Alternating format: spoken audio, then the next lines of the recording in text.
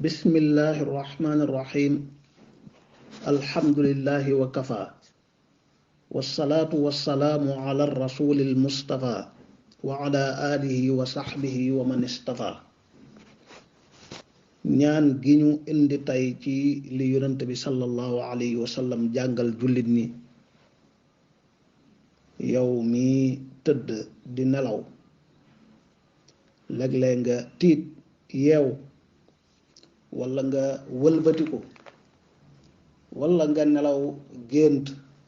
gént yu la bégloo walla yu la ragalloo saa boo tiitee ci ay nelaw dangay wax a'uudu bi kalimaatillahi taammaati min ghadabihi wa iqaabihi wa sharri ibaadihi wa min hamazaati shayaatiini wa an yaxduruun. kon ñaan gaa ngi noonu saa boo nelawee ba tiit yeew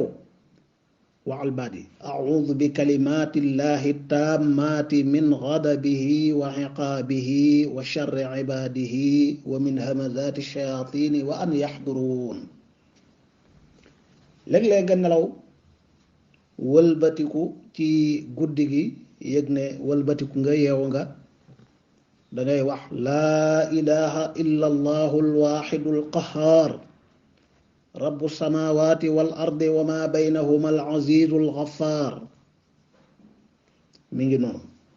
laa ilaha illa allahu alwaxidu alqahaar rabbu samawati wal ardi wa ma baynahuma alazizu alghaffar. boo géwént léeg-léeg nga géwéntu lu raglu lu tiital walla lu la jaaxal lan la yonent bi sallallahu alayhi wa sallam digal mooy ba nga yeewoo du moyul sa côté càmmoñ nga tafli ñetti yoon muslul yàlla ci sheytaane waxal a'uudu billahi min ash-shaytaani rajim. bu dee du sa waxtu jóg yaa ngi continuer di tëdd wëlbatikul wet ga nga tëddee woon. ñeenteel bi mooy gént googu raglu tiitle jarul di nettali jarul di siiwal rawat na jëm ci say noonu. kon dal saa boo génta rek rawat na gént yu raglu yi mbir maa ngi noonu tëf jarul sax génnee ay taflit waaye defal noonu ñett yoon sa wetu càmmoñ